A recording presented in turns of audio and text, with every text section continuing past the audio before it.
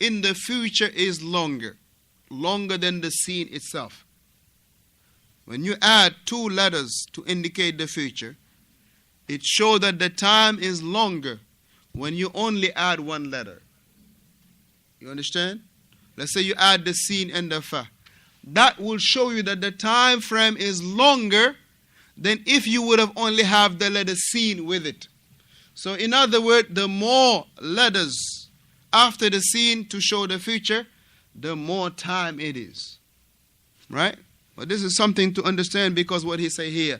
And he say wasini, the letter sin, to mean the future. He say also wasawfa, perhaps. Let's say you say perhaps. Now you're going to bring all of these words to just show wal-iyadhu billah, that which is yani procrastination. He say wasawfa, wa'asa, hopefully. Hopefully I will do this tomorrow. Right? And also barakallahu fikum wala'alla. I might. Now, all of these are terminology for the person that has in some sluggishness in him, right? Some coldness in his actions. So he mentioned hafidhahullah, and he say likewise, وَهَذِهِ أَضَرُّ شَيْءٍ عَلَى الْعَبْدِ. And these things, they are very harmful upon the servant. These things are very harmful upon the servant. That which you can establish today, don't wait for tomorrow. Because that is very harmful for you. And this is barakallahu fikum, even when you go to some of the secular knowledge, right? They will teach this the likes of this. Right? And this is one of the first things when a person go to college, that's one of the first things that they will give them.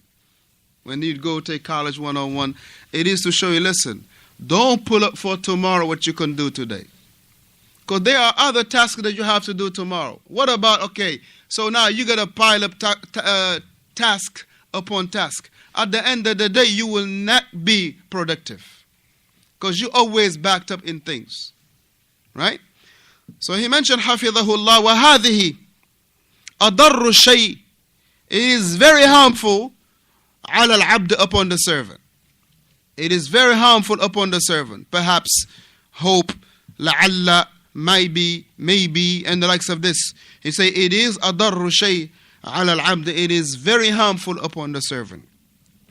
And he say wahi, and it is in reality shajaratun, a tree, thamaruha, that its fruits are al-hasarat, being in the state of a lost situation, right? وَالنَّدَامَاتِ, and being in a state of regretfulness, remorseful. This is the only thing that perhaps maybe tomorrow, this is a fruits that, this is the tree that its fruits, barakallahu fikum, is what? Is being in the state of lust.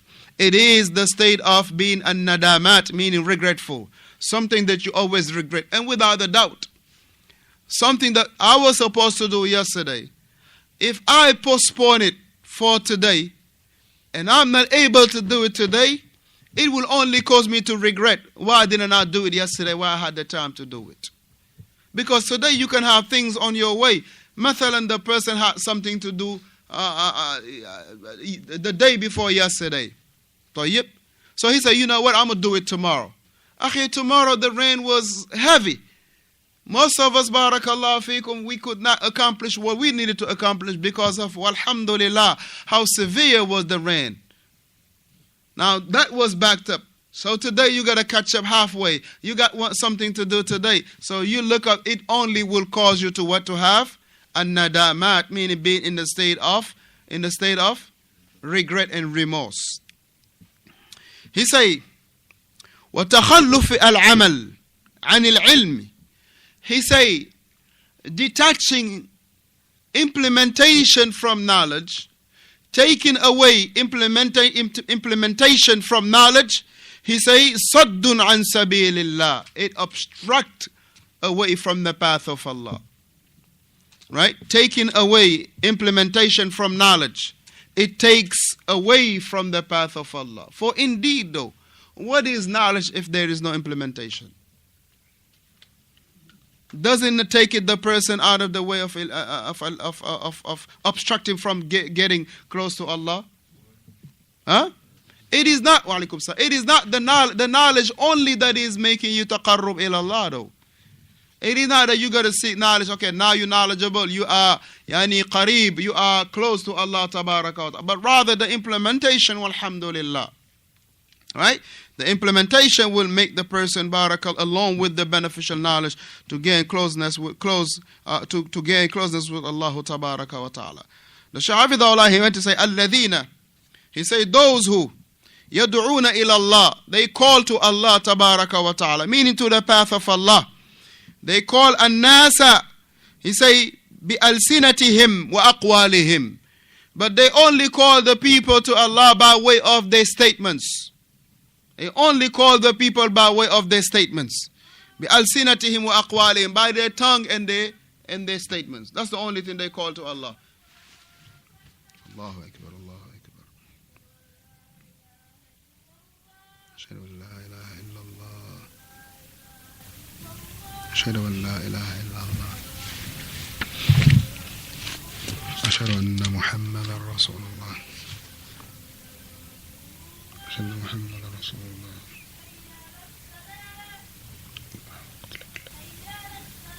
حول ولا قوة إلا بالله.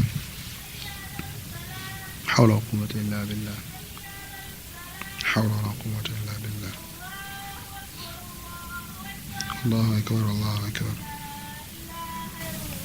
لا إله إلا الله. اللهم صل على محمد وعلى آله وصحبه. اللهم رب هذه دعوة التامة والصلاة القائمة آت محمد وسلم فضل بعث المقام الذي وعد رضيت بالله ربا صلى محمد صلى الله عليه وسلم. Now he mentioned الذين يدعون إلى الله, those who they call to Allah tabaraka wa ta'ala. He said they call man an-nasa, they call the people to Allah bi alsinatihim, only by merely with their tongue, wa aqwalihim, and their statements. He say وَتَتَخَلَّفْ أَعْمَالُهُمْ, and their action is nowhere to be found. Their action is nowhere to be found. He say هَؤُلَاءِ, these such individual, مِمَّنْ يَصُدُّونَ عَنْ سَبِيلِ اللَّهِ, they are those who are obstructing from the path of Allah. For instance, a person memorized all the hadith that talks about having the lihya. Right? He memorized all those ahadith that talks about having the lihya. طيب, and he comes to you and he tells you about, Akhi, barakallah feekum, we have to, the Prophet alayhi salatu wasalam, he talked about this, about the lihya, ahful liha, khaliful yahudu wa nasara, yani this and the third, giving you all the adillah about the lihya. But huwa muhliqul lihya, he is someone that cut his the lihya. Now, this is very rare that the person would take heed to what he say. He will look at what? His actions. Now, the individual that is in front of him, right, that he will not, barakallahu fikum, have any concern of what he is saying about the ahadith of Allah, because he will only be looking at his action. So this individual that memorized all this adillah about this particular matter, and he is not implementing it, he is indeed obstructing from the path of Allah subhanahu wa ta'ala.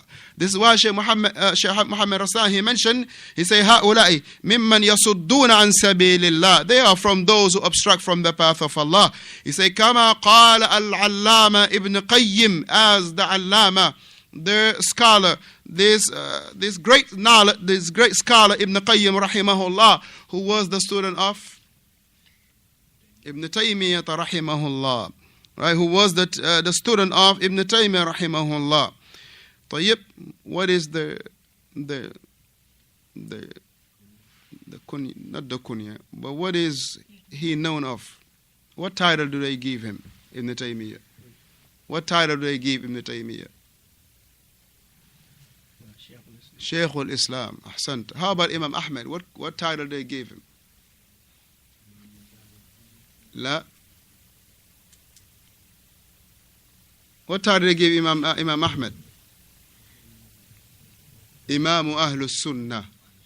Imamu Ahlus Sunnah. Imamu Ahlus Sunnah.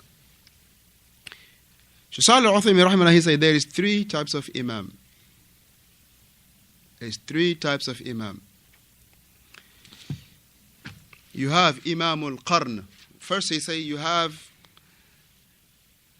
Imam of Makan, meaning a place. Let's say the person is the Imam of the Masjid, number one. And you have the Imam al-Qawm. The Imam al-Qawm. Mathalan, let's say if there is the judge, he is over all the Muslims' affairs. This is Imam al-Qawm. He is entitled to all the Muslims' affairs living in America. He is on the head of them. Just like you have, Barakallah Fikum, in Saudi, you have what? The Mufti? Mufti Am. Mufti Am al-Mamlaka. Tayyib. Is he the only Mufti in there? No. But he is the overhead of the whole country. Tayyib. But you have the third Imam, which is the Imam Ash? Imam al-Millah. Imam al-Millah. Imam al-Millah, meaning the Imam of Barakallah Fikum, the religious affairs, meaning in regard to every given generation. And you have that in them. Imam Malik rahimahullah, right? This is why you and I still call him Imam Malik. You have Imam Ahmad rahimahullah, we still keep calling Imam Malik. You have Imam al-Awza'i, we still call him Imam al-Awza'i. You have those A'imma, you have Shaykh al-Islam Ibn Taymiyyah rahimahullah. Tayyib. So you have those level of responsible and those level of alhamdulillah position in regard to the imama. So he mentioned hafidhahullah. He mentioned the statement of Imam Ibn Qayyim rahimahullah, al-Allama Ibn Qayyim rahimahullah ta'ala. He say a very important issue. He say ulama'us su,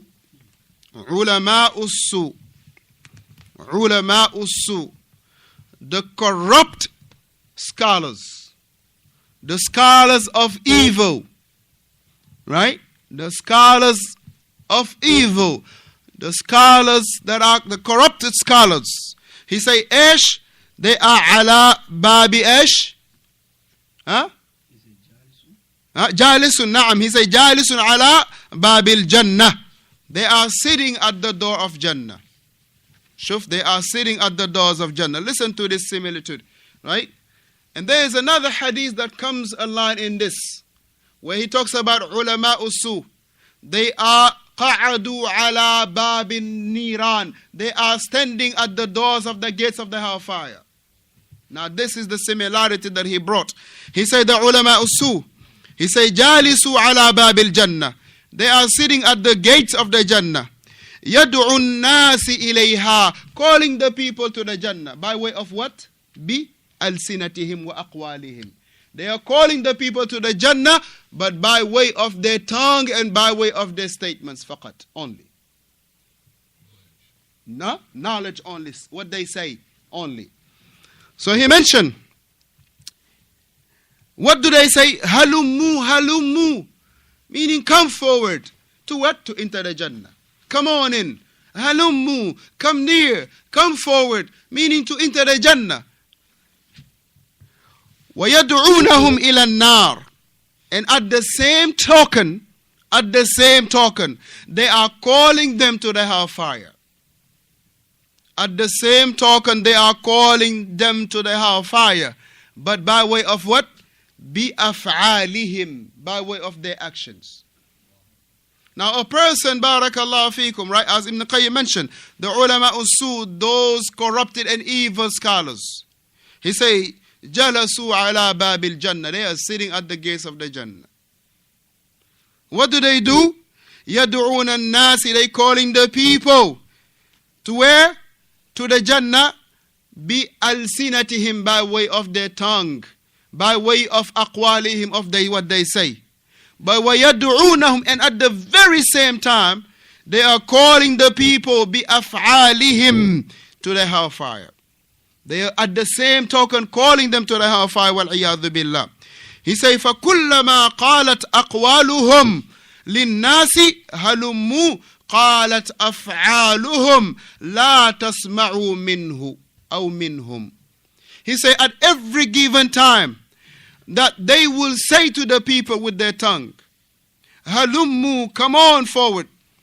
Come on forward, proceed, come on to the Jannah. قالت أفعالهم, their own actions will say to them, to the people,